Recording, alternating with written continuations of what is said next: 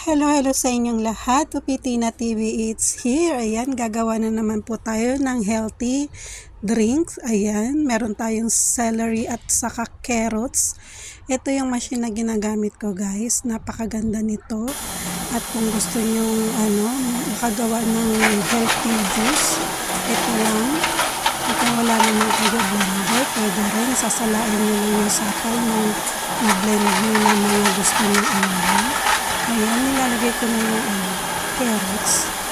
Ayun, kung nakikita nyo, yung lumalabas na yun, yung pinaka, hindi na nakakain.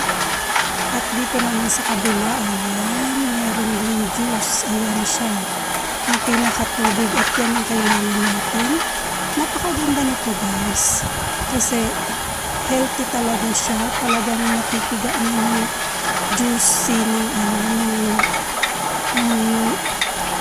fruits o kaya vegetable na ilalagay mo dito. Ayan, gusto na ko ito. At gusto ko rin siya kasi maganda yung celery sa katawan ng tao.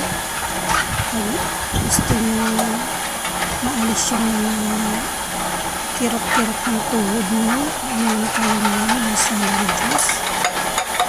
Hindi siya mahirap gawin. Nakikita mo para yan sa anak ko kasi gusto niya talaga mamaya ako naman. Saka nga pala guys, ako isang OFW dito sa Hong Kong. Yan ang ginagawa ko kapag mataas na mataas yung blood pressure ng aking para makatulong din sa kanya sa pagbaba ng kanyang dugo. Saka maganda rin naman guys kapag sakit yung kaso-kasuan mo, yung arthritis mo, yung celery juice, maganda rin. Yung carrots naman, yung nilagay ko ng kapat mo para magkaroon ng tamis konti yung celery. Kasi pag puro siya, hindi siya medyo mapakla na mapait-pait. At kapag lalagyan mo ng apple kaya carrots, may tamis siya konti. Sana nagustuhan itong gawa ko ngayon. Kung gusto nyo rin guys at wala kayong machine na ganyan, pwede kayong gumamit ng blender. I-blend nyo lang tapos lalagyan nyo ng tubig.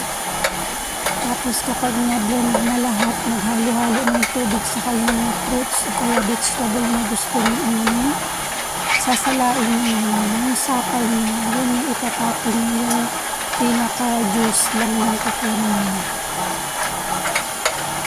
Diba? Hindi siya mahirap gawin. Maganda rin kasi sa panahon ngayon, mas okay na yung ikaw na lang yung gagawa ng iinom mo. Kasi kahit sabihin natin zero sugar yung nakalagay dun sa minsan may mga product din talaga na nilalagay lang nila pero ang totoo meron din talaga silang nilagay na sugar. At least kung kayo ang gagawa, alam niyo, natatansya niyo kung ano yung kakainin o kaya iinumin niyo pag kayo ang gumawa.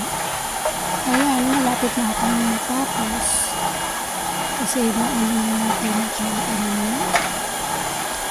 lahat na yun na ilalagay ko na. Ito na po machine na po ang kaunlahan. Minsan na i-stack yung lahat.